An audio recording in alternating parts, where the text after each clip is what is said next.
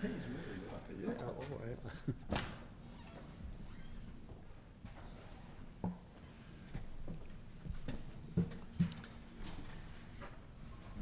All right, looks like we're getting ready to go here. Before we start the meeting, I'd just like to have a moment of silence for our friend Gary Lucy, who passed away. Start speaking into the mic, yeah. Our friend Gary Lucy passed away this past couple days. Just a moment of silence, please, before we start.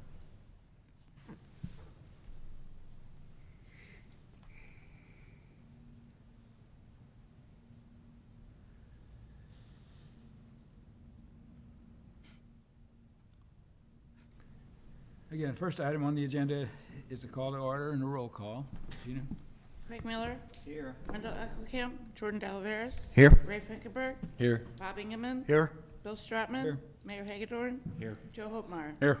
Sandy Lucy. Albie Eckelkamp. Here. Steve Selentrop. Yep. Kurt Understall. Mark Wessels. Here. Jeff Niemeyer. Charles Stankovic. Darren Lamb.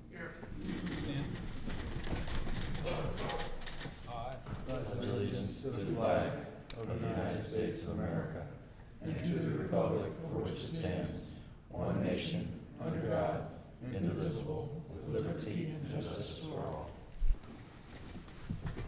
Good morning, one and all. First item is always the approval of the previous month's meeting. Make motion. Do I have a motion to approve them as presented? And a second. All in favor, aye. Aye. Opposed? Thank you. Get right into it. Amtrak. I don't have much of a report today. I have a MORPAC meeting coming up on December 3rd, and exciting news on the rails, I guess, coming up soon as well as Santa arrives on the Amtrak on December 5th. So if you've got little ones and want to go down and enjoy that event, it's usually very fun. But I should have more information after our MORPAC meeting that comes up next week. So. Very good. I think I presented what was on the internet on the website of Amtrak. And I thought maybe we could do some improvements with the city of Washington, because it goes, city of Washington says, city of Washington is not represented, I thought could be better represented on the description of our town. It basically had just two sentences. And what got me is that it said, you can ride your bicycle, bring your bicycle on the train, and then get off and go across the new bridge at Washington, Missouri, and then you can find your way to the Katy Trail. That's how it ended. So, I'm just saying, I'm not done with it yet, guys. I'm not gonna let this thing go. We're gonna get that causeway, or whatever you wanna call it. We're gonna get it. I've got all the ammo if you wanna see it. I don't wanna waste your time today, but I got it from day one, when it was promised. Should have had it by now. So, we got a study that's done. I haven't even seen it yet. Hopefully it's got some ideas we can glean from it to push this thing along. But the river's gonna come up again, and it's not gonna go away. So anyway, enough said. I know Amtrak does actively market, using the bike tour folks as sailing things, so, and trying to sell tickets and things like that. And they're working on everything they can do to get bikes onto the trains and have people have access to those areas. And yeah, part of that description is our proximity to the trail for sure. So they are actively trying to market that. But yeah, having a convenient and perhaps better access or way to get over there that would be available all times of the year, flood or not, would be a good thing. Yes. So, Yes. so review that. Yeah. Yeah. Thank you. All right. Flood mitigation, here we go. This is the item on number 2. Charles, hope you got some news, good news. Still not much news other than should be done at the end of the year. So hopefully in the meeting in January we'll have the final report, and we'll send that out and then have an update. What did they actually do or say about this report? as far as what it's gonna show. Yeah, what? Just an initial study on the couple different options that we gave them, so the causeway, the different levee extents. We had one just going around the airport, we had one that kinda went down along 47, then like Augusta Bottom Road, and then the, the street, road raises, in Dutzow and a couple other locations, that MoDOT had asked for.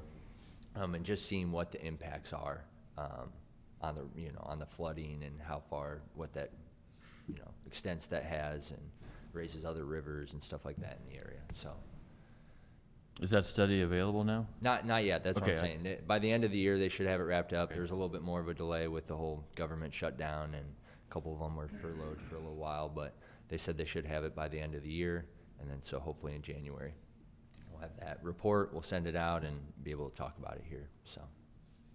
So that, I mean, it's been promised since before 2002, so, and it's another 6 months, we'll know what, And then it's just an initial look, and then, like you said, it might point us in the direction to do another full study on which option or, what direction we want to go yeah, from there. so. because the total Highway 47 major transportation development for the whole 47 corridor was done in 2002.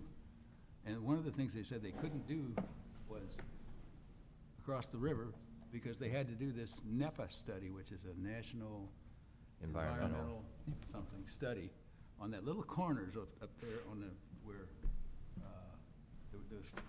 I don't know I'd love to see what that is.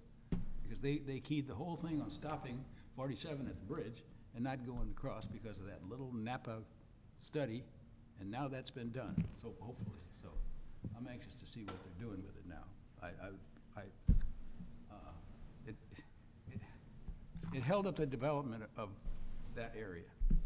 But I just, and now it's become, with the population changes and everything else that's going on and the number of people that are affected if that bridge goes down, the amount of dollars was over $10 million the last time, and that was 22 years ago.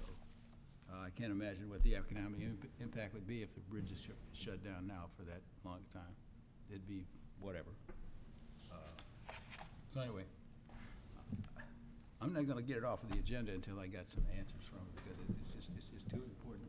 I spent too much of my life in transportation doing this on this stuff and knowing what they did and what they promised, and it's time to fish or cut bait. So there I am. so hopefully we'll have it by our next meeting, which is in January. If you hear that is out, can you send us a link? I mean, I would go dig for it and take a look at it. As soon as they get the Yeah. final over, we'll send it out beforehand. Awesome. That way you guys have some time to look at it, so we can have a better conversation when we meet up Great. again, so. I mean, it's on the unfunded needs, has been, for Warren County. It just needs to be followed up. We're gonna have another flood. Thank you. That's all. Any questions? All right. We'll move forward. 50/50, Franklin County Transportation Committee. I don't have an update, Jim, I don't know if you have anything to. We have not met, our next meeting is February. Okay. 50/50 MOAT grants, application for Highway 47 improvements. Yeah, so we did apply, for the 50/50 grant for the Highway 47 improvements, widening that, to 4 lanes. Jordan, I don't know if you have any additional updates other than they're reviewing it and. It's under review, so they go through a review process of kind of internal staff first, and then it goes to the committee. It will be going to the committee beginning of next month. If I remember the date correctly, it might be December 5th. That's the date that pops into my head, so it's coming up very quickly. So of course, not meeting in December, I won't be able to make any kind of announcement or anything like that. But as soon as I do know, Darren and Charles will of course know. Of course, Mayor will let you know too. Thank you. Anything else? No, that Northeast District, Warren County. You guys got something to, yeah. Hi. Good morning.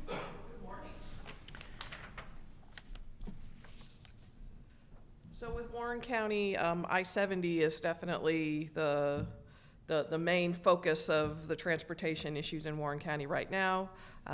The section between Warrenton and Wentzville, they are actively working on the third lane. If you watch the news, you see there's been a lot of crashes in that area.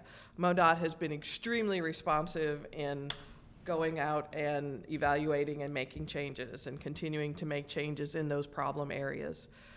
The focus now is for winter weather. They have committed to bring extra snow plows and extra snow plow drivers into Warren County. I-70 is going to be their first priority, and they're going to have to, do that in tandem, run two snow plows side by side along I-70 because there still is that left side barrier. So they'll, do the left lane, put the snow into the right lane, the driving lane then off into off of the side of the road. So I-70 is their number one priority. After they get I-70 cleared, then it's going to be the numbered route. So 47 is then going to be one of the second priorities. And then the lettered routes in Warren County are the third priorities. They're saying with the forecast, just have patience. So especially those of us who live on lettered routes, it might be a little longer because of the extra manpower that they have to use to clear I-70. But the AB Bridge at Truxton Pendleton exit there at Flying J had a ribbon cutting on that a couple of weeks ago. It is not open to the north to Highway A, but to the south to Highway B towards Pendleton and to the Flying J, and both on-off ramps on both directions. That was opened, I think, November 12th. November 12th was the date of that ribbon cutting. So I know Flying J was extremely excited and ready for that to happen. So that's the focus there. Then that team, they're finishing up that work on the north side to Highway A. Then that team is going to start in the spring on the Jonesburg exit, just across the Warren County line. And that one is going to be closed, so that overpass, they'll have that completely closed for demolition and build that back exactly in that same spot. Highway 47 overpass is also going to be demolished and rebuilt in that exact same spot through this Improve I-70 project, and that is currently slated for about mid-2026. There'll be about 120-day closure of 47 across I-70 in Warrenton. Probably this summer is what it is looking like. The summer of 26 is when that's going to happen. Where would a detour be? Detour is going to be, so there is a second Warrenton exit to the west. They call it Warrenton West. They're just past where Rule King is. That's going to be the detour. Any questions for Teresa? Any more? Thank you for the report, Teresa. Lots happening in Warren County. We're excited to It see is. progress. It's growing a lot. And also excited to get that study from the Corps to see what's happening here in southern Warren County. That's still definitely on our priority list for Warren County. Very good. Thank you for the report. Good one. Special Road District. Anybody? Nothing on that? Highway 100 Bridge? This one? Yep. No. There. You guys can see it. So, we're gonna talk a little bit, Jordan gave Charles and I a call last week or whatever and talked about the replacement of the bridge down there. And part of the thing that we've been kind of kicking down the road is whether or not to provide pedestrian access on that bridge, and if the city would like to go ahead and participate with that. I think MoDOT their initial design is just a straight-on bridge with no pedestrian access points, and the question came up with regards to the relocation of Old Highway 100 now, that since that's been pushed to the north in order for that, due to the slide, whatever you want to call it, do we still want to go ahead and do that? I think there's a ballpark price, Jordan, help me out if I misspeak, but I mean, I think it's somewhere between 200 to 300,000 maybe? Very rough estimate, yes. And that is just for the addition of those facilities to the bridge. Yeah, so I think, you know, we do have, obviously, our trail that's located down there that's, that goes around there by the treatment plant. Can you zoom in a little bit, Charles? Yeah. You want it? So we have this trail off of Fifth Street here, and then, you know, obviously the riverfront trails up here. And then here's the bridge here. Now, obviously, we have not had any type of separated pedestrian access to go over that bridge, the original bridge. So this would be a new added amenity. The question would be is how, you know, I think what MoDOT needs to know pretty soon is how serious does the city want to go ahead if we want to participate in adding that access to this for their design as they move forward? Because I think construction is when, Jordan? Fiscal year 27. So as they're working on the design, that's one thing that they're needing to know as they are producing those plans so they can get to work on that. So, and I assume the city would need to pay that, if we wanted to pay for that construction of that, added to that, that would be in fiscal year 27? Correct. Okay. So I wanted to go ahead, I was just talking, I told Jordan, I said, we need to talk about it internally a little bit more. I think he's needing an answer sooner rather than later, and so I thought this morning would be a good thing to go ahead and bring it up with this committee and see what your thoughts are with regards to it. I think if you choose not to, obviously, the city can go ahead and save that 200, 300,000. Charles and I are tight with the budget all the way up until 2030. I mean, there's not a lot of leeway that we have in our transportation budget that's not already allocated in some fashion towards other projects. So we would have to get kind of creative and probably cut some things if we wanted to incorporate this with it. So, but I do want the committee's input. I think if you don't have it, well, then you might be cutting off the potential for any type of access that you want to continue going east on Old Highway 100. I think most of the cyclists that probably use it could go ahead and utilize the bridge with their regular design. I think what you'd really be cutting off, to be quite honest, is any type of pedestrian access if you feel that that's necessary. So. Be a cost share with the state on that? Well, that's what I think, that's basically it, LB. It would be that added cost for construction of that separated pedestrian way would be we're estimating somewhere between 200, 300,000 on a total project cost of, just the bridge alone is, It's around 2 million. 2 million, so. But the city share would be 200 or 300. That's correct. The state is picking up the full cost of the bridge. They just want to know, do we want this added amenity on there? And if it's not a part of their normal design, and so if we want it, we have to go ahead and put the money up for that. Darren, are you saying that you want to Sorry. MoDOT design it for future or to do it at the same time?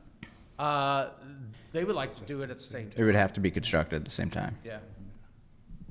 Darren, do we have any history or data on how much actual bicycles, Yeah, I understand, but actual hiker? Pedestrian, I think you have very little down there, to be quite honest. I mean, I don't think you have a lot.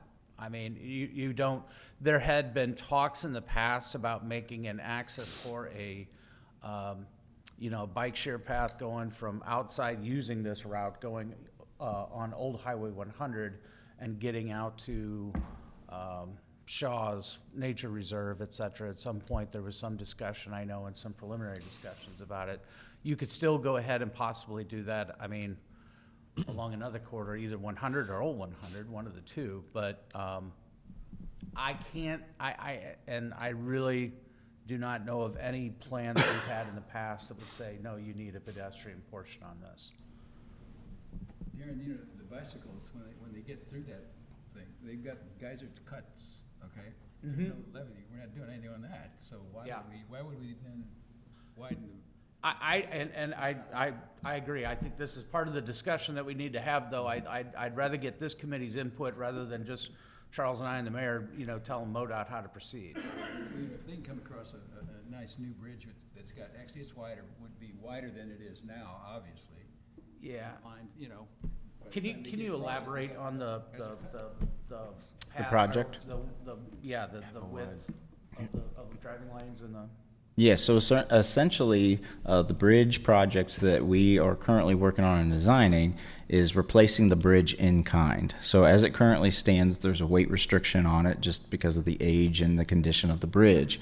And so that's part of this project, is to lift that weight restriction, build a brand new bridge, but it would be kind of in kind. So the width of the lanes, as they kind of are today, would be relatively close. I haven't seen the preliminary plans yet, but that's one thing that we have to have this to know what needs to be added, if anything, so that we can continue producing those plans. So I would say it would be relatively close. I can't tell you it would be any wider necessarily without seeing those plans, but we don't have those set yet. Do we know how wide those lanes are now? Are they 11, 12 foot, or 30 feet. what you got? Looks like 25 total, so. So it'd be close to 11, 12-foot lanes, I'm sure. 12-foot lanes with For no shoulder or anything. You're not gonna have any shoulder, but. Jordan, would that be 80,000 pound weight limit? Yes, so no weight restriction would be, the weight restriction would be lifted with the new bridge. So you'd have a wider bridge to get across, but then you'd immediately go to the Highway 100 without. They would transition into the new, or the portion that they just rebuilt. That's not gonna be an issue. I think you're just gonna have, I think what you're hearing is MoDOT is gonna build the bridge, like as he said, in kind, based upon driving widths of what you have. You're not gonna see any improvements, meaning you're not gonna see a 4-foot shoulder on that bridge. You're just gonna see 12-foot lanes, just like you have today. Yes. I agree. I only see bike traffic going that direction typically, and they connect to the trail and then also the Bush Creek. Yeah, they go back to guess- Fifth Street typically. They don't typically go to the east. My question would be, in that parks master plan, do we have any plans for parks east of that area that may be a future connection that you might be concerned about? East of the creek, Yeah, somewhere that might want pedestrian access. I don't 10 think there years was. down the road. I don't think there was anything in that master plan that targeted property further east, Okay. at least at this point. Not saying that you couldn't do something in conjunction with some existing public space that could be there in the future, but it was not identified as, nope, you need some, you need land for park going to the east here. That was not in there. I think it'd be a waste of money. I do too. I just wanted to make, like I said, I just didn't want us making that decision. I wanted you guys to go ahead and give us some input. I think the money's gonna be mostly on you guys, the use. I think we're not seeing a whole lot of demand for it. We do have a piece of our school system has started constructing over there, which may have some effect in the future. But the other thing is $200,000 or $300,000 now versus $400,000 10 years from now, the $400,000 to add a bridge. In other words, this bridge doesn't have to be attached to the MoDOT bridge. The MoDOT bridge will no longer be a MoDOT bridge once it's done. It's going to either be county or city, and we don't know where that's going. But I would say the one thing I would try and do is get one of your consultants that's done a park trail bridge that's this wide and say, what did it cost to build it? And then we'd have a comparable number. But it's a money issue, which is a city money issue, not necessarily a traffic issue. But to not spend $300,000 now, and maybe spend $300,000 or $400,000 to do a standalone bridge right next to it, it'll be in the shadow of the existing bridge, so the floodplain isn't going to be an issue. So those are my thoughts on it. Okay? We appreciate your input. I think Jordan knows the answer now, so. Thank you for bringing that forward. And thank the county for the job done in getting that road back open. Just to touch quickly on the Highway 100 slide area, we have verified through our staking and elevations that we are monitoring any and all movement of the pavement or the slide area. The pavement is showing no cracking. There is no movement, appreciable movement in the new pavement at all. The slope area on the creek side has moved very slightly, but it's just settled. And that's what we attribute it to now. We are monitoring it at least monthly, checking grades and location with our staking that we have in place. So it looks like it's in the right place right now. Looks good. I mean, Are you planning on taking the barriers out and putting guardrail up? We are. That is scheduled before the end of this year. Those barriers are temporary until we could verify that there was no movement that we had to address quickly. And we've gotten to that point where we're comfortable with that, so that guardrail will be installed. very good. Any other questions for Jim? Thank you. Hearing none, thank you. Airport. Yeah, there's Joe. Making progress out there on the runway extension project. They got the subgrade prepared. They're working on getting rock in this week and then looking at paving right after the holidays. So have concrete on the ground hopefully soon before the weather turns too bad. So I went over there I hadn't been in the airport, and we talk about it, you know, once a month, every time in a month. You gotta go over there if you haven't been over there recently, and just get familiar with that facility and look around. And if you can't see the growth potential and the potential of that airport in the future, you're blind, because it's there. This new, the thing that I've been working on 47, with that extra feet that you're adding to the runway, it damn near would follow right where it was meant to be, on a straight line, extending it. But it is eye-opening what an opportunity that bridge, or the airport is to this community. You don't realize it till you go over there and see what's going on. Just get a tour. It'll open your eyes. All you can do is look around. Diamond in the rough.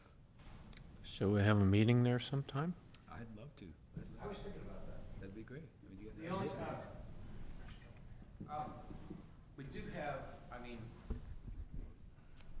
if timing would be a little bit better, you could have possibly, in the climate-controlled area, what we call Terminal 1, 2, and 3, which is just outside the terminal there, it has been open. However, we have somebody that wants to occupy that space beginning, I think, December the 1st. Is that still correct? So, if they didn't, that would have been ideal. But we could hold a meeting over there. You could probably go ahead and do it. We could still consider doing it in that office area, just be a little bit tight, I think, based on the size crowd that we usually have for these meetings. So, but maybe we can figure something out. We'll look into that. If we can make it happen, we'll try to make it happen in January, or a future one. But it'd be tight for space. But let me see what we can do. Hey, Charles, there's been talk about the aggregate problem over there. Did they get that squared away? you talking about with like the concrete Rock. itself? Yeah, they're getting that. They got it all tested and Okay. working through that. So. So they were Should be. fixing some cracks, and I noticed that they showed. Yeah, so they ran into the issue with the center line when they were moving the striping, that they had to get that, milled out and repaired, repoured. So it was having a bunch of decracking. There was a problem with the aggregate when that concrete was in place. They have tests now that they require for the concrete, for the aggregate that's going in, to make sure it doesn't have that problem. So they're making them go through that process and before any new concrete goes in. How that may be pushed out further. Yeah, so we saw all those problems having to do the repair with the decracking. Noticed a lot more decracking on the runway. So we always had the runway replacement in our long-term plan, probably 2030, a little after that. We're probably going to look at moving that up in the next couple of years, see if we can get some grant funding to do that project and replace the runway itself. It definitely needs it. So another future project here, hopefully sooner rather than later. Yeah. So, and then another thing that's been going on at the airport, one of our older hangars built in, I think, 2012, is having some roof issues. Some of the panels were leaking, damaging some of the insulation underneath. So we have, we did go back to the manufacturer of the roof panels, and they're agreed to supply us some new panels. So we finally got those. They're out at the airport now, and we got CV on board to come in and replace those for us. So getting the one hangar roof repaired. There's a lot of interest now in airlines and airline landings, whatever you want to call it. We had, I'm on the board of one of the outfits in St. Louis, Regional Freightways. And they wanted to give a response to about 10 or 12 questions regarding the airport. I took it on my own to run it through Gemini and added Warren County, Franklin and Warren County, and just some of the responses. I'll just kind of go through it briefly. Key strength of the region is a combination of location, access, and the ability to accommodate large-scale development. They look at that flat ground out there, and it's enticing to think that you could put a levee around that critter and open up 400, 500, 600 acres of ground. Multimodal transportation network, leveraging I-70, I-44, and a rail access. Centralized location, serves as a vital connection point between St. Louis and the rest of the Midwest. Ready access to power, water, and other utilities, crucial for the large development. Ready sites in these counties. Region's greatest weakness that detract from the site selection and or industry growth is the normal stuff. Workforce availability, workforce recruitment, image of the regional national identity. The general population of the St. Louis metro area can overshadow those growing productive counties. Warren Franklin. Have you noticed any increase in media coverage in St. Louis manufacturing?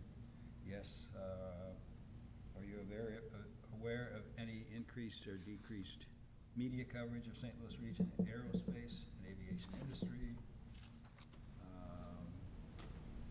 Important items or topics to be the key focus for the Freightways marketing plan. Global accessibility via multimodal transportation and location, central location, I-70, I-44 corridors. They're putting that together, I-70 and I-44, as being major corridors, and they are. And they're doing spending a lot of money on 44. That's going to go all the way to the state line, I understand. And of course, I-70, that's all happening. I'm just looking at it at the region. Available real estate, emphasizing the inventory of the development-ready industrial sites, and most of that is on the north end, but it could be down here. We're close enough to the other availability stuff. 3 goals of 26 with Freightways, workforce recruitment, rail business park and site development, focusing on making their large sites in Franklin, Warren, shovel-ready. That's the whole idea. We know that. We've been doing that for years. Basically, it was just a rehashing of and adding Warren County along with Franklin, because the two counties are very tied together. A lot of the workforces come across the bridge. Again, they come across the bridge. I tried to get the numbers of how many people cross that bridge just to go to work. I can tell you this morning, I sat there for 15 minutes by the hospital because they were coming over to Steady Stream. Lots of people work on this side of the river. Anyway, that's just a survey. I thought it was cool just to use the AI information. When you put two times together. Anyway, I don't want to waste your time. All right, let's go on. You done? Yeah, I don't know. The other, Team track, no update, East-West Parkway. no real update there either. Taylor Miller's not here. Amber, half-cent sales tax.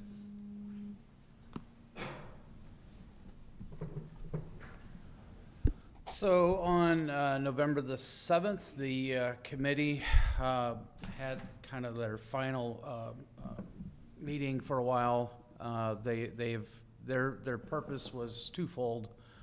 One was to identify projects within the capital improvement sales tax, which they did, and it is estimated that we'll generate about 25 million in tax revenue over an 8-year window for that tax. And as of, and roughly, if you put them in round numbers, about 10 million would go towards the park system and improvements that they want to see, and another 15 million would go towards emergency response in improvements that they would like to go ahead and see. That list will be going before the city council on the meeting on December the 1st, and the council at that time will have an ordinance to go ahead and vote on whether or not to place the item on the April 7th, 2026 ballot. The second item is probably more close to heart for you as a committee, is the transportation sales tax. There has been really no change in the discussion of some of the items that we've identified early on of what we wanted to go ahead and see for a 20-year window. And again, this would be a continuation of the tax from 2030 to 2050. And that recommendation from that committee is also going to go to the council on December the 1st, and the council will also have the opportunity at that time to go ahead and vote on the ordinance to put it on the April 7th, 2026 ballot. So in short, there would be two propositions that would be to the voters then on April 7th, 2026. One of them, I think they're just going to have as proposition the same thing that they've always had for the capital improvement sales tax. I think the committee had recommended to call it proposition transportation as the ballot language, and we're working with our legal counsel on the exact ballot language, but again, that will be on the December 1st. Both of those will be on the December 1st city council meetings.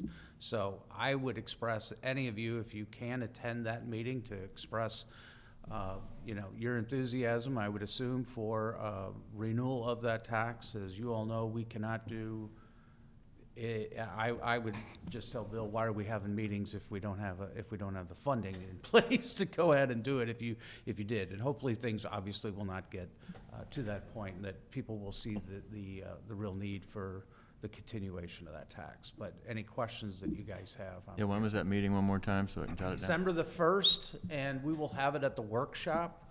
So the workshop starts at 6 o'clock. Council meeting is at 7. But we'll probably, usually when we place items on the agenda for the workshop, that's when more people can go ahead and attend and voice, any comments that they want to or in support. It would be interesting to see the projects that were done from the sales tax revenues from day one. We have that in that presentation. That presentation is ongoing. I most recently took it to Rotary. And it wasn't, we're not allowed as staff to go ahead and say vote yes. That's not the purpose of it. But we did show them all of the projects that in the past that have done. I think you all saw a rendition of that at some point this year, and not much has changed from that. We did, I think, we've updated a few slides to go ahead and show what funds have been approved through East-West Gateway for future projects as we get that information. But that's basically it. Yeah, and the question you can ask just to any crowd or whatever, what do you think would happen if we hadn't passed that tax? Yeah. And collected the $35 million? What would this community look like? If we hadn't had it passed? I think the job anybody that is in favor of renewal of the tax needs to do is probably more of an education with. When you have a tax that's been out there that long, people just don't realize it. They don't even know why. They don't even know it exists, and it's a matter of probably educating some of those voters to say, no, we couldn't have done these improvements if you didn't have this in place. And I think a lot of the stuff that we see now, I think that Charles hears, I hear, we have a lot of signal upgrades that you need to go ahead, or improvements at those signal intersections, especially on Highway 100, where we're needing added left turn lanes or dedicated right turn lanes because we're getting queuing that's backing up on the side streets. And it's a good problem to have. I would rather have that due to, steady growth, but it's still a situation that if we don't have funds in place to go ahead and apply for federal assistance to go ahead and match that, where it'll make it very difficult. In the same way with the capital improvements tax. I mean, you've got a list of projects that were completed Right. as a result of that. That's We have narrowed that list for that committee has narrowed that list basically into those two camps, whether it's parks and or emergency response, because we have tried with our water rates, our sewer rates, to go ahead and get those adjusted, to get them back up to speed in order so that you're not relying on a capital improvement sales tax to be passed every 8 years by the voters to go ahead and do maintenance on your sewer lines. That's not a way to operate. And so we have, the user fees should be paying for that, whether that's people that, connection fees that are coming on, new users that come onto the system, or existing users of the system.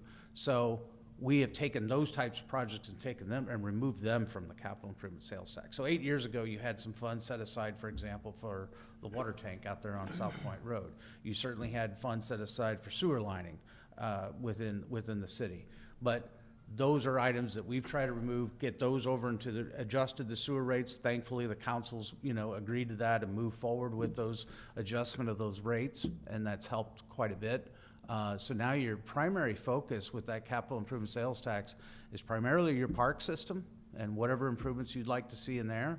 And again, emergency response to go ahead and keep, the type of response, give them the tools that they need to go ahead, especially our fire department, which is all volunteer, and keep that ISO rating that we've been lucky enough to be receiving as a result of their efforts. You got to remember, if we didn't have a transportation sales tax, the lanes to 44 from Washington were just going to come up this year to do. So that gives you a good example of what that tax has done. So I would hate to see what our community would have looked like if we had to sit around and wait for that to happen. That's the question you're gonna ask in any crowd. Yeah. What do you think if you took $30, $40 million out of this community? Darren, one of those past campaigns, I know we talked, trying to convince our local voters to vote accordingly.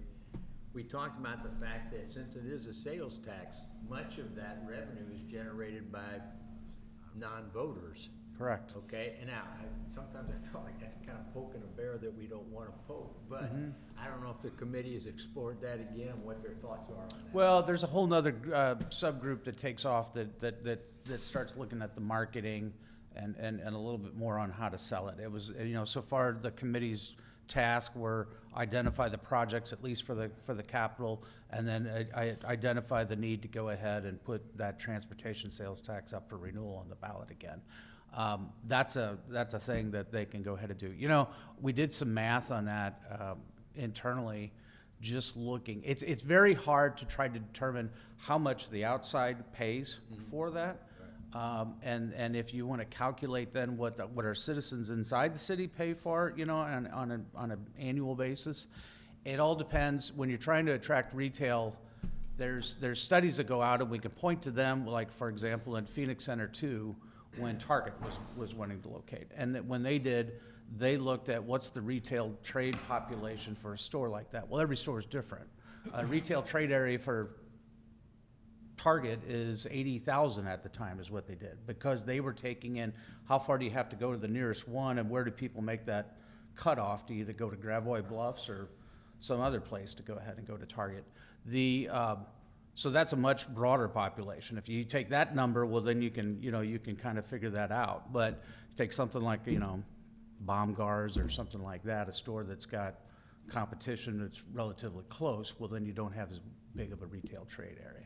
So it's a little hard to do, but I mean, we calculated if you did it on the 80,000 retail trade area, you're somewhere around $38 a year, I think a local pays towards that tax. And all of those other entities, all those other people outside that have come into your community and pay for that tax, I mean, they're taking the brunt of it then. I mean, they're paying the bulk of it.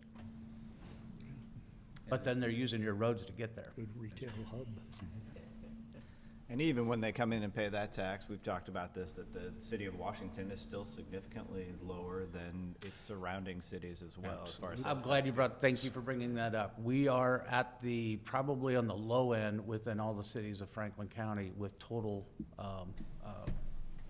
sales tax.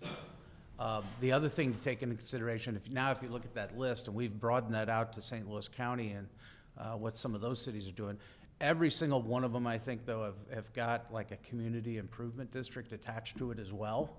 So ours goes up just like theirs, and that's a community's decision to go ahead and do whether they want that type of development and if they want to pay that extra sales tax within that area. And every single one of them do. But if you talk about the base sales tax rate, yes, we are lower than most of the ones even in Franklin County.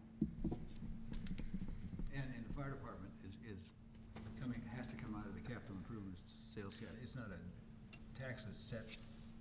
Correct. You have, that's where primarily they rely upon, as a matter of fact, and that's where the bulk of that 15 million is coming from. You got 2 pumper trucks that they're looking at purchasing, and you've got improvements that they want to go ahead and make to their fire stations, even their headquarters, to update those. Because if you look, some of those facilities, and Tim brought it to the committee's attention, that those facilities need some updates. And if you want to continue to have it all volunteer, basis, you want to provide an area that they can go ahead and feel like they want to stay there during those times, to go ahead to be available for those calls and get those things updated.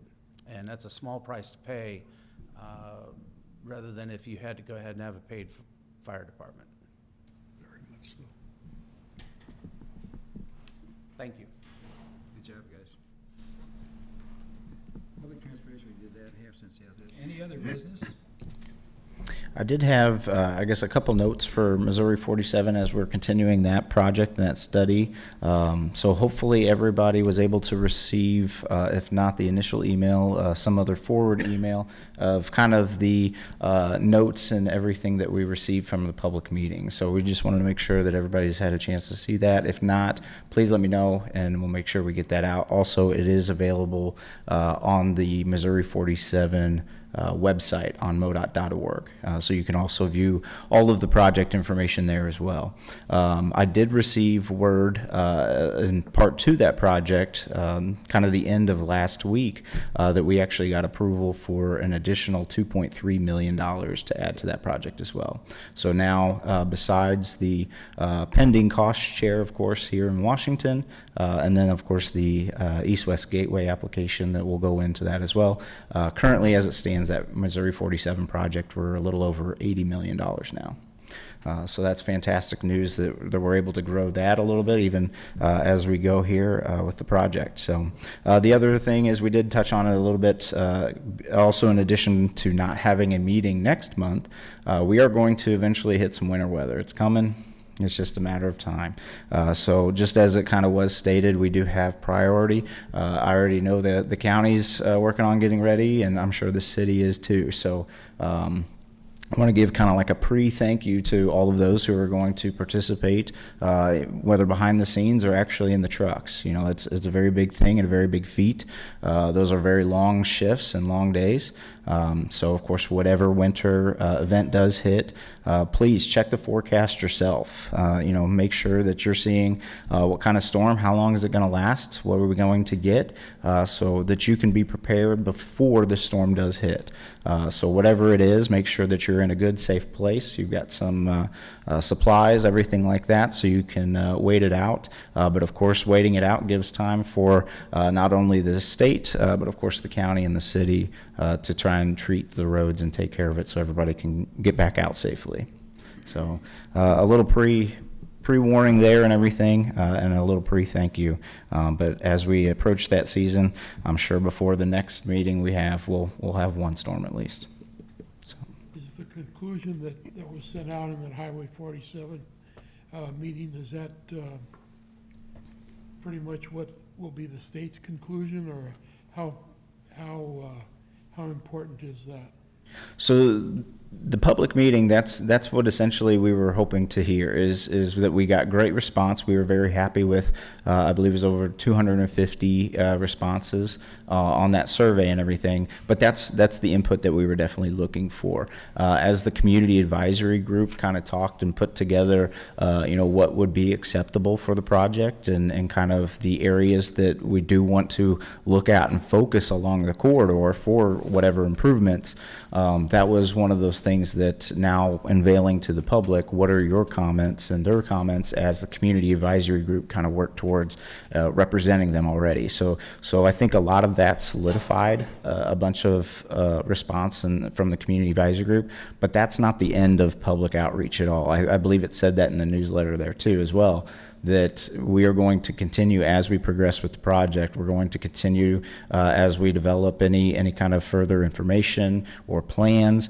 All of that will be in public meetings. So we will continue to show everybody, and there's a chance even the community advisory group can be asked to come back together to discuss things as well. We haven't decided, if that's needed yet or not, but as we progress with the project, we will do what's needed to make sure everybody has the information. Maybe I didn't read it carefully enough, but is the conclusion generally that we're gonna have 2 lanes, or are we gonna have two-lane highways, or are we gonna have a 4-lane? Sure. So, of course, what was applied for with the MoDOT 50/50 cost share application, that we will know beginning of next month if that has been awarded or not. That, if that is awarded, and then we progress to the East-West Gateway application for STP, of course, once that project is fully awarded, that's a guarantee. So essentially, with that project, we have to get that funding from both sources, we have to say this is the project that we're going to build.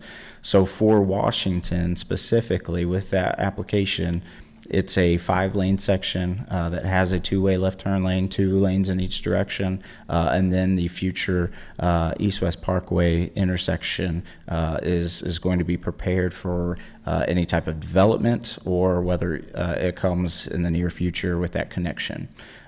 So that is what that project is set to be. So with that award, that is a guarantee. The rest of the corridor from that newsletter, that essentially is kind of what we're saying we heard, but nothing has been decided yet. We're not to that point of saying this improvement is happening at this location or that improvement is happening at that location.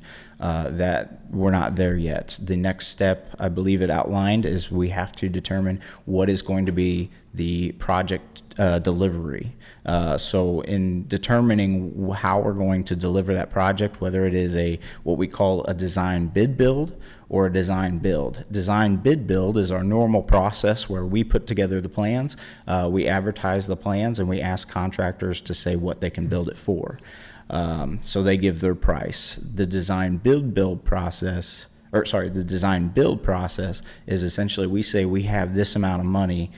How much scope or how much work can you actually put out there onto the road for that amount of money? So those are the 2 different types of projects. And so that's the next determination, is how are we going to deliver that? Not to take the emphasis off of 47, what are you doing, if anything, on Highway 100 on the intersections, Rabbit Trail?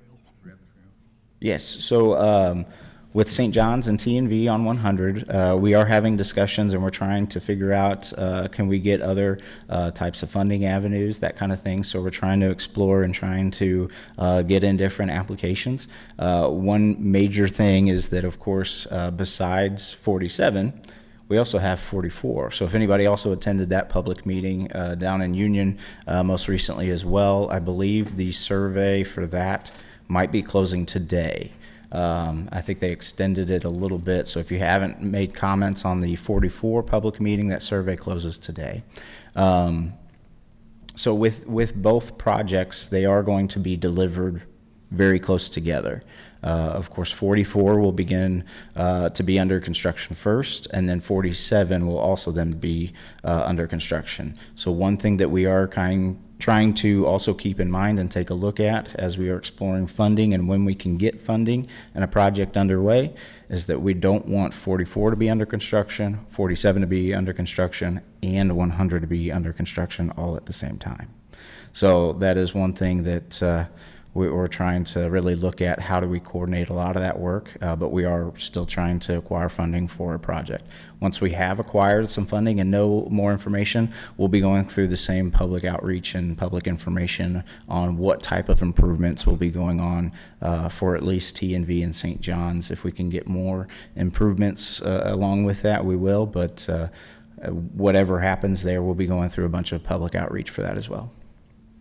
So that's kind of on the back burner now, Highway 100 improvements on those intersections. It's been trying to, it's been, well, not a backseat to 47, but it still hasn't acquired the funding. It is on the high priority unfunded needs list, but that's kind of where it has stood, and we just haven't been able to acquire that funding yet. Yeah, just don't forget it. That's Of course. Bring it up. With it being on the high priority unfunded needs list, it will not be forgotten, I promise you that. That's what that happens to be where the hydraulic study for the causeway is in the unfunded needs, but it's still, it's got $2 million in there. Similar to Highway 100 project, which is unfunded needs, but you've got them identified. So that's we don't have the improvement identified. We'll have to go through the public outreach for that. But just saying that there needs to be a form of intersection improvement project at those locations, that has been identified. And I believe those are pretty high on the tier of the unfunded needs list there. Of course, to reiterate too, there's only so much that can go on that high priority unfunded needs list. So internally, we've also got a list, but for it to be on that list shows that it is a lot higher and very important. All right, thank you, Jordan. Anything else, guys? At the end of what we do? That's it. Lost my minutes. Adjourned. I have a motion to, are we ready to adjourn, guys? So moved. All right. Second. All in favor, aye. Aye. Thank you very much. Helping us discuss this. It's very important to this community. How you doing? I'm good. You too? Yeah. Darn, nice. Having fun? Oh, it is, because I haven't finished it. You read that? Yeah. You would love it. Oh, interesting. I got a great grandchild now. Holy cow. Then a test pilot. You got quite a few. Yes. Yeah, it's a little odd already. Done it all. Yeah, they're the ones.